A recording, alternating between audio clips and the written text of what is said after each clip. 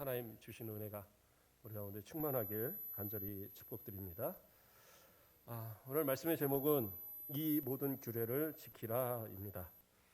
하나님께서 모세를 통하여서 십계명과 더불어서 지켜야 될 모든 규례, 특히 가나안 땅에 들어갔을 때 그곳에서 지켜야 될 규례들을 쭉 가르쳐 주셨어요. 그리고 하나님께서 명하실 때 이 모든 규례를 지키라라고 말씀하셨습니다. 우리는 보통 생각할 때 규범이다, 규칙이다, 또 무슨 명령이다, 법이다 이런 생각을 가지면 상당히 위축되고 그것으로 인해서 우리가 좀 제약을 받는 것처럼 그렇게 생각하는 경우가 있어요. 그러나 정상적으로 살아가는 사람들, 특별히 죄짓지 않고 특별하게 어떤 다툼이 없고 그냥 정상적으로 살아가는 사람들은 법이란 걸 사실 크게 생각하지 않고 살아갑니다. 왜냐하면 법은 그것을 어길 때 효력을 발생하는 거지, 그것을 어기지 않으면 그 법을 통해서 내가 누리는 것조차도 누린다는 생각도 잘 못할 정도로 그렇게 우리 안에서 특별히 나타나는 게 없어요. 그러나 법을 어겼을 때, 우리가 법을 지키지 않았을 때 나타나는 현상은 법이 강력하게 그것을 이야기하죠. 그래서 교통법규를 어기면 벌금을 물고, 그것도 심하게 어떤 어기는 사고가 나거나 그랬을 때는 그것을 구속도 되고 그런 모습도 일어납니다. 다툼도 그냥 말다툼 조금 정도 가지고 문제될 건 없지만, 그러나 그것이 심해져서 언어적 폭력이 되면 명예훼손이 되고, 실제적인 주먹이 나가면 폭력 사건으로 인해서 상해로 인해서 또 구속되기도 하고, 그런 어떤 상황들이 결국엔 법이라는 것이 우리가 잘못을 했을 때 그것이 이제 딱 드러나거든요. 그래서 이것이 제약인가, 우리가 어떤 살아가는 것을 불편하게 하기 위해서 존재하는 건가, 그건 아니라는 거죠. 하나님이 주신 규례도 마찬가지예요. 이것을 통해서 불편하게 만들기 위한 게 아니라 복을 주시기 위해서 그렇게 우리에게 주시는 거라는 사실이에요. 그래서 오늘 읽었던 본문에서 뭐라고 그래요? 우리가 우리 하나님 여호와를 경외하며 항상 복을 누리게 하시기 위함이다라고 이렇게 얘기하고 있어요. 하나님 규례를 지키라 하시는 이유가 그 복을 누리게 하시기 위해서 그렇게 하신다. 자, 이 십계명에 대해서 또 규례에 대해서 우리가 지난주에 살폈어요. 십계명을 주시는 이유는 이스라엘 백성과 언약을 맺으시는 거죠. 나는 너희 하나님이 되고 너희는 내 백성이 된다라는 그 관계. 하나님께서 모세를 통해 이스라엘 백성한테 이 언약에 대한 이야기를 먼저 하시고 그것을 지키겠느냐. 그러니까 백성들이 지키겠다. 또 그래서 하나님께서 십계명을 주시고 또 이것을 지키겠다. 그러한 과정 가운데 또 제사를 드려서 피를 뿌려서, 그렇죠? 그 언약의 계약을 맺으시고, 그리고 그 70인의 장로들과 또 아론과 아론의 아들들, 그리고 모세가 하나님 앞에서 식탁의 교제를 나눔으로 인해서 이 계약이 성사되었다는 사실을 공포가 되는 거고요. 또 마지막으로 하나님께서 두 돌판에 그 십계명을 기록하여 주심으로 인해서 언약의 증표가 되어졌어요. 그러니까 이러한 증표를 가진 이스라엘 백성들은 이제부터는 무조건 하나님과의 관계 속에서 그 언약을 지켜야 돼요. 근데 사람들은 생각할 때 그러면 그때 당시에 그 사람들만 언약한 게 아닙니까? 근데 그렇지 않아요. 성경은 그렇게 이야기하지 않습니다. 우리가 어제 지난주에 살폈었지만 신명기 5장 3절을 보면 이 언약은 여호와께서 우리 조상들과 세우신 것이 아니요 오늘 여기 살아있는 우리 곧 우리와 세우신 것이라. 그들이 언약의 대표로서 이스라엘의 모든 후손들까지 다 포함한 대표자로서 그 언약을 맺었기 때문에 지금 이 말씀을 신명기의 말씀을 광야의 새로운 세대들에게 말씀하는 이 모세는 이것이 광야에서 죽어갔던 광야의 세대, 그 출애굽의 세대들에게 말씀하시는 것이 아니라 지금 살아있는, 그래서 이 말씀을 다시 듣고 있는 바로 광야의 이 새로운 세대들에게 똑같이 동일하게 언약으로서 존재하고 있다는 사실을 이야기하고 있는 거예요. 뿐만 아니라 이 언약은 어떻게 해요? 우리 영적 이스라엘, 아브라함을 믿음의 조상으로 섬기는 모든 영적 이스라엘의 우리 모든 성도들도 마찬가지로 그 언약에 저촉되고 있는 거예요. 우리는 항상 생각할 때 그 구약의 율법 이거는 율법주의. 이거 우리가 오해해서는 안 돼요. 율법과 율법주의는 다른 거예요. 율법은 악한 게 아니에요. 율법주의가 잘못된 거예요. 그러니까 겉으로는 율법을 지키는 것처럼 하면서 속은 병들어 있고 하나님의 보시기에 악한 그러한 모습으로 살아가는 율법주의가 잘못된 거지. 정말 율법을 통해서 하나님의 말씀을 듣고 하나님의 말씀을 깨닫고 이 말씀을 준행하기 위해 살아가는 성도들에게 있어서는 하나님이 약속하신 복이 이제도 동일하게 다 이루어지고 있다는 사실이에요. 그렇기 때문에 하나님께서 이 규례를 지키라는 이 말씀은 지금도 우리에게 동일한 거예요. 그래서 십계명을 대할 때 그냥 이거는 뭐 옛날 그냥 그 시내산에서 주셨던 거 아니요. 동일하게 지금도 우리가 살피고 또 우리의 삶의 기준으로 삼아야 될 그 헌법처럼 그런 어떤 기준으로 삼아야 될 그러한 규례가 되고 규범이 되는 거예요. 그러면 이러한 것을 지킬 때 하나님 주시는 복은 뭐냐? 그것은 이제 신명기 6장 1절에서 3절을 보면 나와요. 자, 신명기 6장 1절에서 보면 이는 곧 너희의 하나님 여호와께서 너희에게 가르치라고 명하신 명령과 규례와 법도라 너희가 건너가서 차지할 땅에서 행할 것이니 뭐예요? 좀 더 그 계명과 규례를 좀 더 이렇게 세분화해서 명령과 규례와 법도라고 이제 이렇게 이야기하고 있는 거예요. 그래서 모든 이제 법적인 그런 어떤 행위들에 대한 하나님이 명하신 모든 것들을 다 지켜야 되는데 이게 어디에서요? 건너가서 저 요단강을 건너가서 그 가나안 땅에 들어가서 그 땅을 차지했을 때 거기서 지켜야 될 그러한 규례라는 말씀하시는 거예요. 그리고 2절로 뭐라고 얘기합니까? 곧 너와 내 아들과 내 손자들이 평생에 내 하나님 여호와를 경외하며 내가 너희에게 명한 그 모든 규례와 명령을 지키게 하기 위한 것이다. 그래서 지금 이렇게 말하고 있는 이유가 가서 너뿐만 아니라 네 후손 그리고 그 후손 그러니까 결국엔 대대로 이 언약을 기억해서 지키라고 이야기하고 있는 거예요. 이거 이렇게 했을 때 하나님 주시는 복이 뭐예요? 첫째는 내 나를 장구하게 하시기 위한 거라고 얘기하고 있어요. 장구한다는 건 뭐예요? 그러니까 장수한다는 얘기죠. 장수한다. 자, 이것은 좀 이제 여러 가지 의미 속에서 우리가 좀 생각해 볼 필요가 있어요. 먼저는 개인적으로 봐도 장수의 복을 약속하시는 거예요. 장수의 복. 이거 오래 산다라는 거죠. 그런데 단순히 우리가 오래 사는 것만이 복이다. 그건 아니에요. 그러니까 장수하는 것도요. 그것도 여러 복 중에 하나예요. 그래서 어떤 분이 장수하지 못했다고 그래서 그럼 저 사람은 복을 받지 못했네. 그게 아니에요. 장수는 여러 가지 복 중에 그저 하나일 뿐이에요.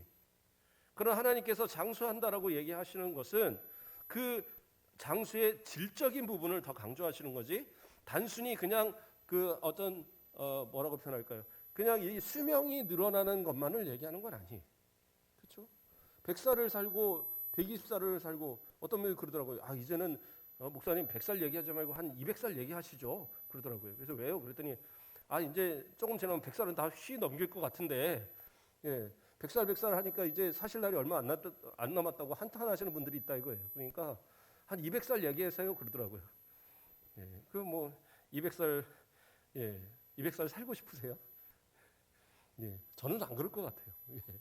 한 200살 살면 뭐 여러 가지 문제가 있을 것 같습니다. 왜냐하면 대부분의 사람들은 200살 못 살거든요. 그러면 내가 한 200살쯤 사면 저 밑에 뭐 어느 정도 될까요? 한 3대, 4대, 5대 저 후손이 살아갖고 이렇게 보다가 저분이 누구야? 글쎄 옛날부터 계셨는데 그 언제부터 그 6.25 때부터 계셨나?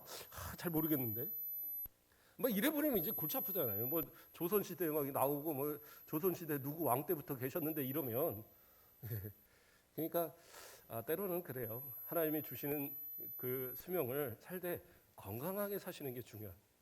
그렇죠? 어떻게 사느냐가 중요한 거지 오래 산다는 것만 꼭 중요한 건 아닌 것 같아요.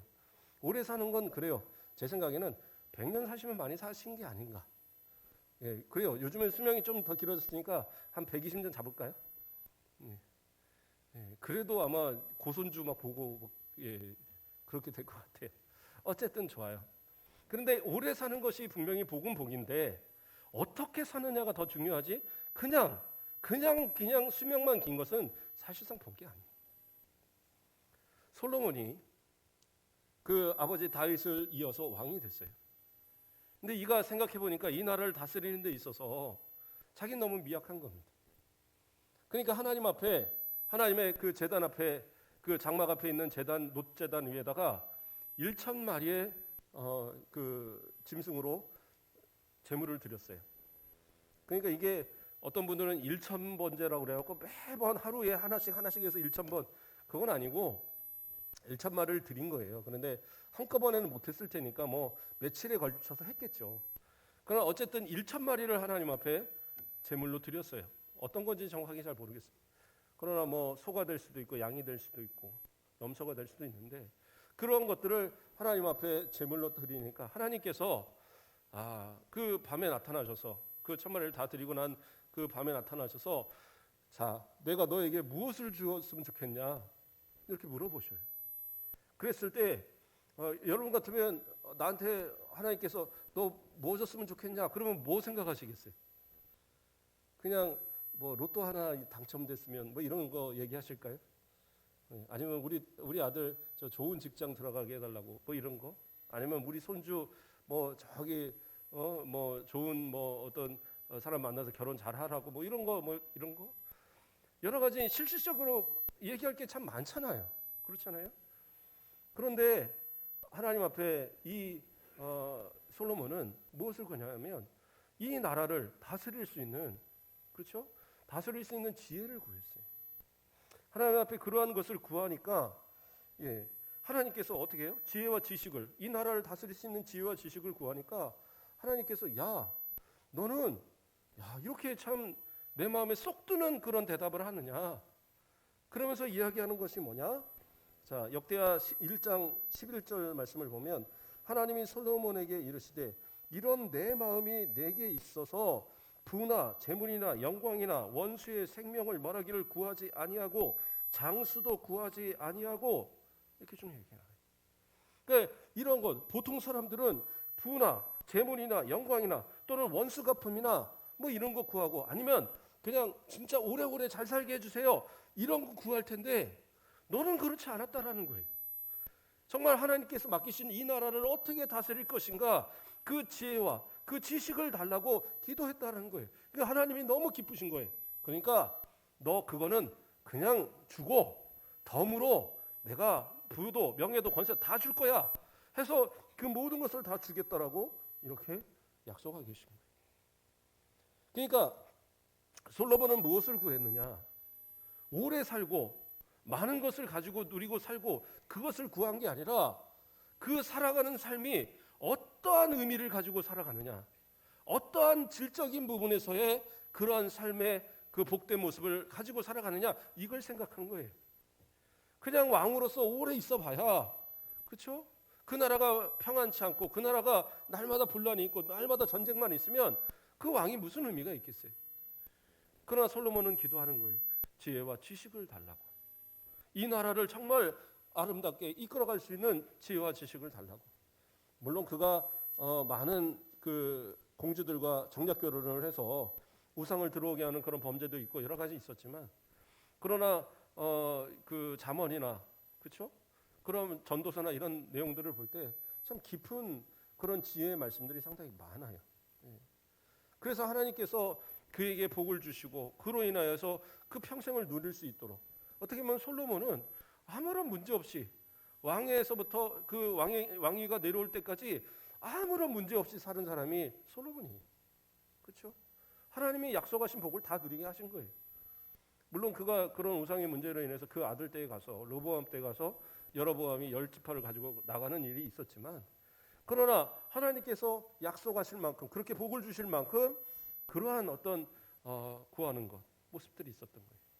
그러니까 여기서 말하는 것처럼 부도 복이고 재물도 복이고 영광도 복이고, 그렇죠? 다 복이에요. 지혜도 지식도 다 복이고, 그리고 여기서 나오는 것처럼 장수도 복인데, 장수하는 것이 어떻게 살아가는 것이 가장 큰 복이냐? 그렇죠? 70을 살아도 80을 살아도 때로는 100년을 살아도 모자르다 생각하면 모자른 거예요. 그러나 그 삶이 정말 복되면 어떻게 해요? 예, 그 삶이 조금은 짧아 보일지라도 그 사람은 장수한 거라는 거죠. 그래서 그렇게 개인적으로 살펴봐야 될 것 같아요. 또 이 말씀하시는 장구하리라는 이 복은 단순히 개인에게 복을 뻔하도 더 나아가서는 이스라엘 전체에 대한 복의 약속이에요. 후손의 후손의 후손까지 하나님의 말씀하신 이 규례를 지켜나가면 어떻게 해요? 그 후손이 끊이지 않고 그 땅에서 영원토록 그 땅을 누리며 살게 될 것이다라는 복을 약속하고 계신 거예요. 그래서 국가적인 어떤 그러한 장수의 개념 그렇게 이해할 수가 있어요.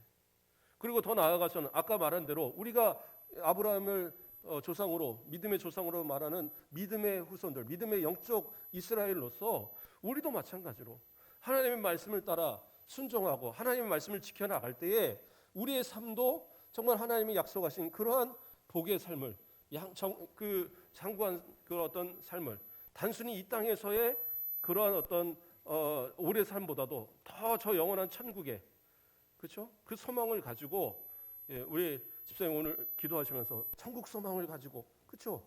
그게 우리의 가장 큰 소망인 거예요. 그렇기 때문에 이 땅에서 어떻게 보면 짧게 산다? 그건 의미가 없어요. 짧게 살아도 그 나머지는 다 영원이니까. 그렇지 않겠어요? 그래서 예수님이 그런 말씀을 하십니다. 요한복음 11장 25절에서 26절 말씀을 보면 예수께서 이르시되 나는 부활이요 생명이니 나를 믿는 자는 죽어도 살겠고 무릇 살아서 나를 믿는 자는 영원히 죽지 아니하리라. 무슨 얘기예요? 살아도 주를 위해서 사는 거예요. 그래서 그 살아가다가 죽어요. 그러면 죽어도 그것이 죽은 거냐? 아니요. 저 영원한 천국에서 우리는 살아가는 거예요. 그리고 결국엔 어떻게 해요? 부활로 인해서 완전한 그 생명을 누리게 되는 겁니다. 또 살아있는 가운데 주님 만나면 어떻게 해요? 안 죽고 그냥 사는 거죠. 그러니까 예수 믿고 죽는 것은 죽어도 복인 거고 예수 믿고 사는 것은 살아도 복인 거예요. 그러니까 예수 믿은 그 자체가 우리는 복이고 영원한 생명이 우리에게는 보장되어 있는 거예요. 그렇기 때문에 이 약속을 우리는 이미 누리고 살아가고 있는 거예요.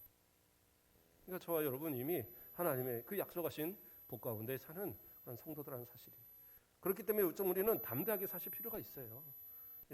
지금의 뭐 우리가 누리지 못한다고 그래서 이것이 그냥 끝이냐? 아니요. 저 천국에서 누릴 걸 생각하면 정말 오죽하면 요한계시록에서 요한이 그 천국을 설명하는데 이건 도대체 뭐라고 설명할 방법이 없으니까 온갖 좋은 보석은 다 갖다 대나요. 무슨 호마노도 있고 뭐도 있고 뭐도 그게 이제 지금으로 말하면 뭐 빛이 또 뭐 그 다이아몬드 뭐 루비 뭐 다 이런 것들이거든요. 그런데 너무 아름다운데 뭐라고 표현을 못하게 했으니까 하여튼 이 땅에 있는 모든 보석이랑 보석은 다 갖다 붙여서 문도 뭐 진주문 그렇죠? 막 그런 또 물도 무슨 수정같이 맑고 뭐 하여튼 붙일 수 있는 건 다 붙인 거예요.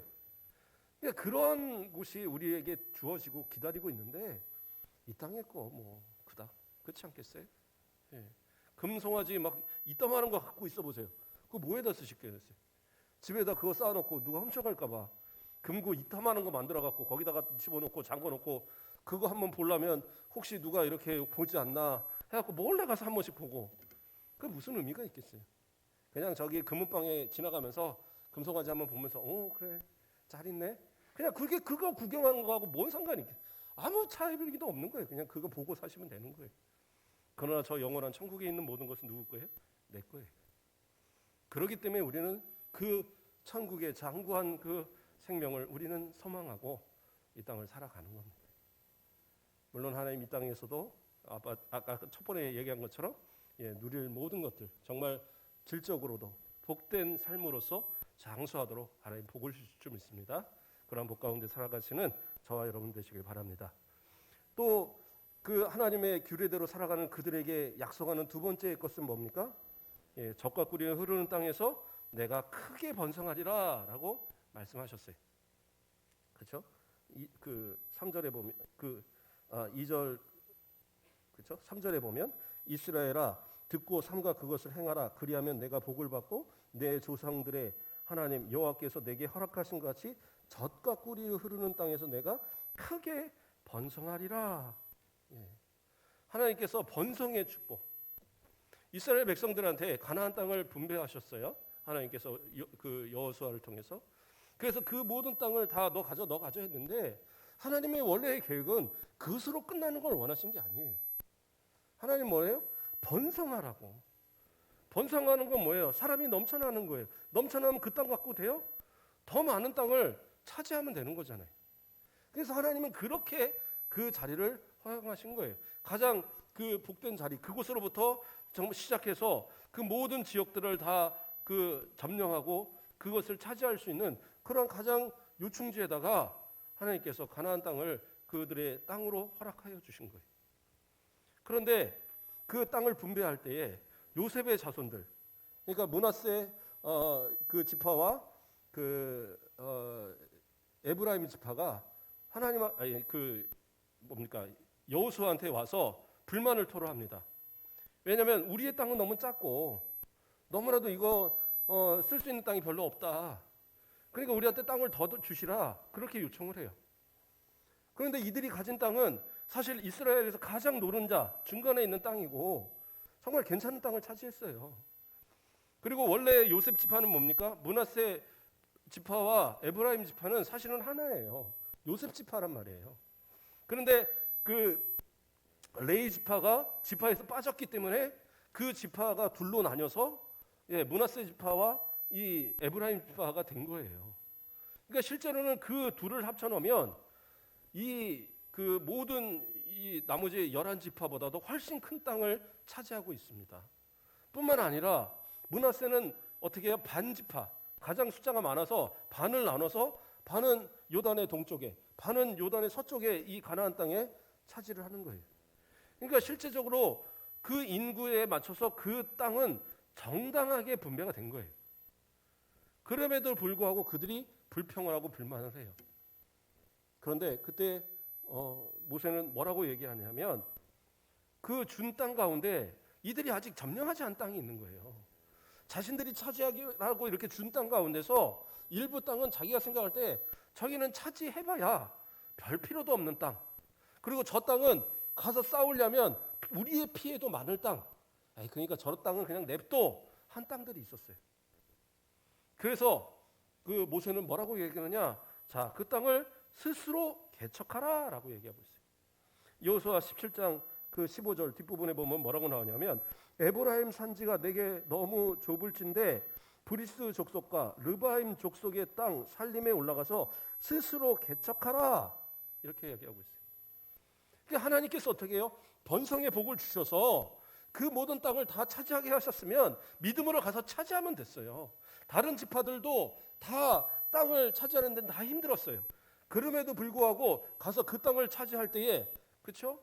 특히 유다 지파 같은 경우에는 가장 힘들다고 하는 그 땅, 가장 서로가 그 싫어하는 그 안악 자손이 있는 그 땅, 그 갈렙에게 약속하셔서 갈렙이 기억하면서 하나님, 이 땅 저한테 주시기로 약속하셨죠? 그리고 계속 기억했던 그 땅.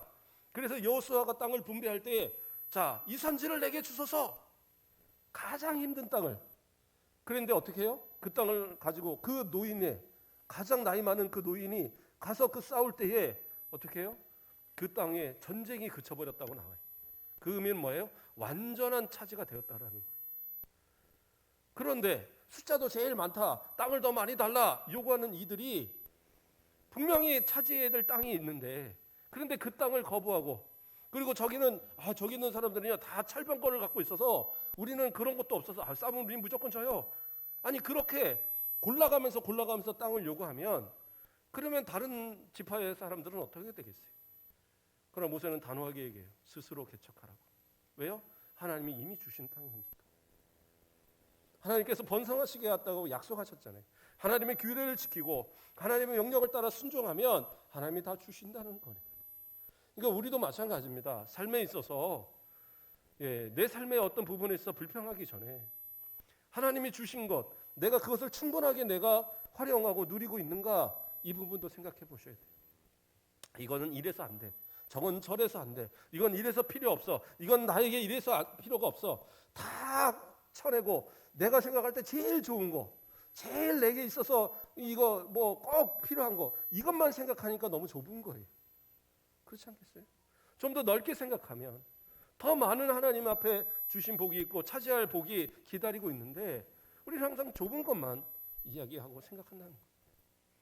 예전에 제가 주일학교를 가르칠 때 전도사 때 어떤 어머니가 와서 저한테 그러는 거예요. 집사님이 그때 전도사 때니까 전사님, 우리 아이가 큰일 났어요. 그래서 왜요? 그랬더니 이 아이가 아파트를 지나다니다 보니까 경비 아저씨가 경계도 하는 모습이 너무 멋있다고 나 나중에 경비할래? 이러더라는 거예요.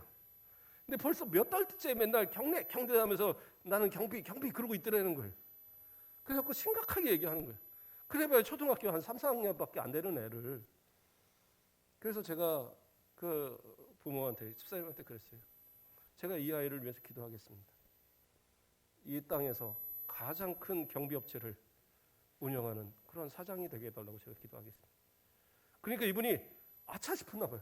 그러면 되겠네요. 그러니까 우리는 좀 더 넓은 생각을 가질 필요가 있는 거예요. 자꾸 좁게만 생각해서 이건 안 돼, 저건 안 돼가 아니라, 그렇죠? 네. 저희 둘째가 노래를 잘 못해요. 어디서 누굴 닮아서 그런지 노래를 되게 못하는데, 네. 이렇게 노래를 제가 좀 가르치다 보니까 또 좀 하더라고요. 그래서 내가 야, 아빠가 한 3년 열심히 가르쳐서 너 음대 보내줄 테니까 음대 갈래? 그랬더니 하는 얘기가 아빠 음대 가면 밥만 먹고 살아. 그러니까 그래서 난 안 갈래. 자기 실력도 모르고 아빠가 얘기했다고 또 그걸 고지고대로 믿어서 또. 예. 그런데 어쨌든 내가 생각할 때 이건 안 돼, 저건 안 돼. 그런 건 없어요. 정말 하나님이 나를 통해서 어떻게 쓰실 건가 그 생각을 가지고 정말 하나님께서 나를 쓰신다고 한다면 그리고 그것이 정말 복된 길이라고 여겨지면 기도하는 거예요. 그래서 더 확장시켜 가는 거죠.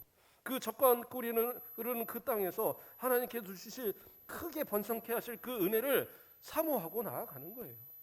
그러면 지금은 미약할지 몰라도 결국엔 그 내 나중은 창대하리라 얘기하신 그 에브라임에게 주셨던 이 축복의 약속이 결국에는 모두의 약속이 되는 거예요.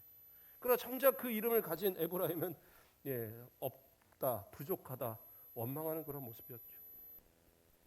그리고 나중에도 하여튼 원망대로 내내 하다가 그렇죠? 사사기에서 보면 입다 선지자한테 그 사사한테 완전히 다 몰살당할 뻔한 그런 일도 불평하다.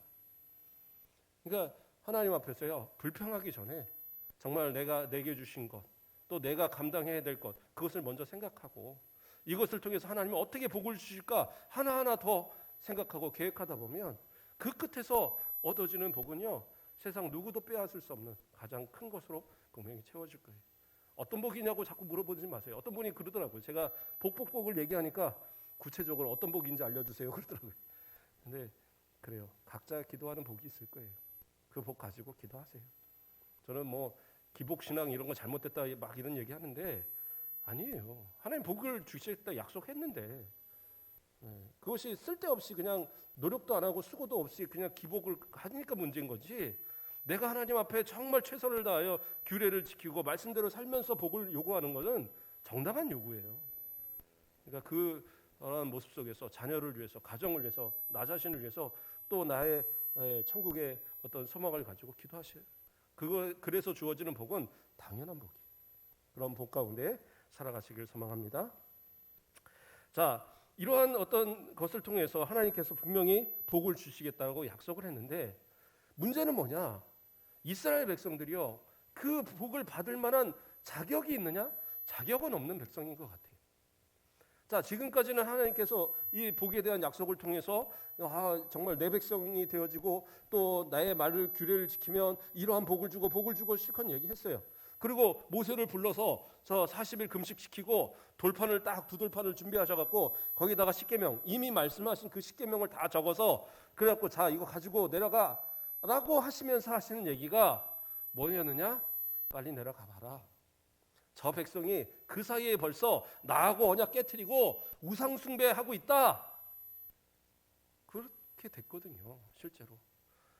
모세가 산 밑에 있을 때, 모세시여, 당신이 하나님 앞에 가서 다 말 듣고 우리한테 다 얘기해주고 저희는 이 듣다가 잘못하면 우리 죽으면 안 되니까 다 그대로 순종하겠습니다. 그래갖고 언약의 계약의 의식도 다 맺고 뭐 다 할 거 다 하고 이제 마지막으로 두 돌판 받으러 올라갔는데 뭐 물 가져간 것도 아니고 음식 가져간 것도 아니고 40일 있으니까 거기서 다 죽었나 보다. 그러니까 아론한테 이 얘기해갖고 금붙이들 다 모아다가 뭐 만들어요? 금송아지 만들어 놓고 송아지 만들어 놓고 거기서 춤추고 거기다가 제사 드리고 그러고 있는 거예요. 그러니까 모세가 그것을 딱 보는 순간 어떻게 해요? 두 돌판 실컷 갖고 내려왔다가 어떻게 합니까? 그걸 싹 깨버려요. 이거 어떤 분은 그 모세가 참 교만하게 그걸 깨버리고 그래서 아니에요. 그건 잘못 해석한 거예요. 모세는 뭐냐? 이 언약이 깨졌음에 대한 상징을 보여준 거예요. 이 둘돌판은 앞서서 정말 그 의식을 통해서 하나님과의 이 계약이 완전히 잘 성립되었음을 알리는 그러한 언약의 증거예요. 그래서 이것을 대대로 복원하며 하나님의 백성으로서 우리는 이 계명을 지켜야 합니다. 이 모든 그 후손들에게 알려야 될 그러한 약속인데 이 약속을 처음부터 깨버린 거예요. 이 백성이. 그 십계명의 두 번째가 뭐예요? 아무 형상도 만들지 말라는 거예요. 그것을 섬기지 말라는 거예요. 그건 하나님이 아니라는 겁니다. 그런데 어떻게 그들은 송아지를 만들어 놓고 그들이 하나님을 안 섬긴 게 아니에요. 송아지를 만들어 놓고 이게 출애굽시킨 그러한 하나님이다 그래 놓고 섬기는 거예요. 그러니까 하나님 어떻게 하세요? 진노하시고 모세 이 백성 다 쓸어버리겠다 막 하나님이 그렇게까지 얘기하실 정도로 진노하셨어요. 그렇기 때문에 모세는 그 두 돌판을 깨므로 인해서 이 깨진 이 언약의 책임이 너희에게 있다는 사실을 보여주고 있는 거예요. 그리고 어떻게 해요? 그것을 다 가서 갈아다가 다 이제 불태워갖고 그 금송아지를 다 빠갖고 그러니까 금송아지를 불에다 태워서 다 빠다가 그것을 갖다가 백성들한테 먹입니다. 물에 타서. 그럼 어떻게 먹였느냐? 출애굽기에서는 그냥 먹인 걸로 나오는데 신명기에서는 어떻게 했느냐? 그 산에서부터 내려온 시냇물이 있어요. 그 시냇물에 갖다 뿌려버린 거예요. 그러니까 이것은 식수잖아요. 그러니까 이스라엘 백성들이 그걸 다 먹을 수밖에 없어요.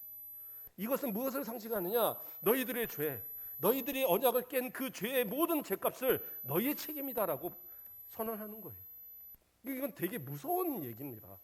우리가 생각할 땐 그냥 뭐 깼나 보다. 아니에요. 그냥 부셨나 보다. 아니에요. 그 책임이 전적으로 이스라엘에게 있고 백성들에게 있는 거예요. 신명기에서는 그 내용이 나오지 않는데 출애굽기에서는 그 이후의 내용이 뭐가 나오냐면 여호와의 편에 설 자 나와라. 하나님의 편에 설 자 나와라. 다 죄진 거잖아요. 다 죄는 졌는데 그 죄진 가운데서도 여호와 편에 설 사람 나와라 그러니까 레위 사람들이 나왔어요. 레위 사람.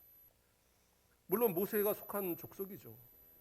그래도 모세의 편에 이렇게 내가 그래도 가면은 좀 용서하지 않을까? 뭐 이런 마음을 가졌는지 모르겠습니다. 그래서 레위 족속이 나왔어요. 근데 무엇을 명하느냐? 허리에 칼을 차라. 그리고 이 문에서 저 끝 문까지 이 진영을 와가면서 보이는 사람마다 다 죽여라. 그래서 몇 명 중에 3,000명이 죽임을 당해. 길가에 뭐 하나 하고 얼굴 내밀었다 죽고, 친구 하다가 죽고, 우리 사촌이네 그래도 죽고, 다 죽이는 거예요. 그냥 가족이고 뭐 상관없이 다 죽여라. 그 명령을 레위인들이 실행을 해요. 이게 정말 쉬운 거냐? 아니죠. 오히려 내가 죽임을 당하는 것보다 이 죽이는 입장에서는 건 더 고통스러운 거예요. 그러한 것을 행하는 그러한 가운데 그렇게 하고 나서 하나님 앞에 모세는 용서를 구합니다. 그랬을 때 하나님께서 너희 그 똑같은 돌판을 네가 만들어 와라. 그래서 그 두 돌판을 만들고 올라가서 40일을 금식하고 기도하고 그것을 가지고 올라가서 하나님께서 그곳에 다시 십계명을 기록을 해주십니다. 그래서 그 계명을 가지고 다시 내려와서 그것을 교회 안에 보관을 하고 지금 이 신명기를 말하는 이때까지 그 교회가 보관이 되고 있는 거예요. 그래서 이스라엘 백성들한테 그것을 이야기하고 있는 거예요. 이렇게 이 하나님 앞에 이 언약을 깼을 때 그 주어지는 그 하나님의 심판, 하나님의 진노는 무서운 거라는 사실을 그들에게 알려주고 이제로 너희가 들어가서 저 땅에서 그 규례를 지키지 않으면 너희는 멸망할 것이라는 거예요. 그러나 그 규례를 지킴으로 인해서 결국에서 받을 축복을 생각하고, 그리고 그 조상들이 멸망했던 것처럼 그러한 멸망된 모습을 갖지 말라라고 그렇게 간절히 부탁하고 있다는 사실이에요. 이 백성은 자격이 있는 백성은 아니었어요. 오늘 읽었던 그 6장 24절을 보면 뭐라고 나옵니까? 하나님께서 이 모든 명령을 우리에게 여호와 앞에 삼가 지키면 곧 그것이 곧 우리의 의로움이다라고 얘기하고 있어요. 이것을 지키면 분명히 이것은 의로움이에요. 근데 하나님께서 이 백성을 택하신 것은 결코 그들이 의로워서도 아니고 그들이 어떤 능력이 있어서도 아니에요. 하나님께서 어떻게 해요? 그저 택하시고 그 조상들에게 약속했던 그 약속에 따라서 그저 하나님 복을 주신 것뿐이지 자격이 있는 건 아니에요. 그래서 하나님은 뭐예요? 목이 곧은 백성이라고 말씀하셔요. 목이 곧은 백성. 교만해서 부패해서 하나님의 말씀을 제대로 받지 않는 백성. 그럼에도 불구하고 하나님은 아브라함을, 이삭을, 야곱을 기억하셔서 그들을 기억하시고 그들과 언약을 맺으시고 하나님이 포기하지 않으시고 그들에게 언약을 실행시키시는 거예요. 그렇기 때문에 그 언약을 끝까지 순종해야 하지만 그들에게 있어서는 의로움으로 인정받는 거예요. 물론 오늘날 우리는 예수 그리스도를 믿음으로 구원받습니다. 그 믿음만을 가지고 분명히 구원받지만 그러나 믿는 자는 어떻게 해요? 삶을 통해서 그 그리스도의 새로운 계명, 사랑의 계명, 더 나아가서는 하나님께서 주신 계명이 우리의 삶 가운데 지켜져야 돼요. 그러므로 인해서 우리는 복된 삶을 누릴 수 있는 자격이 주어진다는 거예요. 그러나 이때에도 정말 그 약속을 어기고 하나님의 그 약속에 합당치 못한 삶으로 야고보서에서 이야기하는 것처럼 행함이 없는 믿음으로 그렇게 살다가 보면 나중에 하나님께서 야 믿음 한번 보여봐. 그러나 아무것도 증거할 만한 것이 없으면 그 믿음을 내가 분명히 구원받는 믿음이라고 확신할 수 있는 것이 안 될 수도 있다는 거예요. 제가 항상 얘기하죠. 정신력으로 믿지 말아라. 진짜 믿음을 가져야지. 정신력으로 어느 정도 할 수 있지만 그것이 천국까지 끌어가지 못해요. 오늘도 이 말씀을 따라서 하나님의 말씀에 그 규례를 지키고 믿음을 지키고 끝까지 주님 나라 가는 그날까지 우리의 신앙을 지켜서 또 우리에게 받는 복을 통하여 우리 자손만대에 하나님의 복을 이어가시는 저와 여러분 되시길 주님의 이름으로 축복합니다. 기도하겠습니다. 사랑의 하나님 감사를 드립니다. 우리를 사랑하여 주시고 오늘 하나님의 주시는 은혜 가운데에 이 주일을 잘 마무리하게 하시면 감사를 드립니다. 주님 주시는 말씀들을 들을 때에 우리의 마음이 교만하여서 때로는 나에게 맞지 않는다, 또 이것은 나에게 옳다 선택하여 받는 자들 아니게 하시고 주시는 말씀에 따라 그 규례와 법도를 아버지 아멘으로 받게 하시고 주시는 말씀을 통하여 순종함을 통하여서 정말 하나님의 은혜에 합당한 삶의 복을 누려가는 우리 모든 성도들, 장수의 복을 또 삶의 그 모든 부분에 풍성하여지고 번성하여지는 복을 누리는 귀한 성도들 되게 하시고 자손만대에 하나님의 복이 떠나지 않는 우리 모든 성도들의 가정 또 천국의 귀한 소망을 우리 자손만대에 이어가는 귀한 가정들 되도록 복을 더하여 주시옵소서. 또한 우리 순천 가곡교회가 정말 이 땅의 복음의 그러한 사명자들로서 앞으로도 주님 오실 그날까지 이 지역을 이 나라를 책임져가는 그러한 믿음의 그러한 우리 교회가 되어지도록 복을 더하여 주시옵소서. 감사합니다. 예수 그리스도의 이름으로 기도드립니다. 아멘. 감사합니다.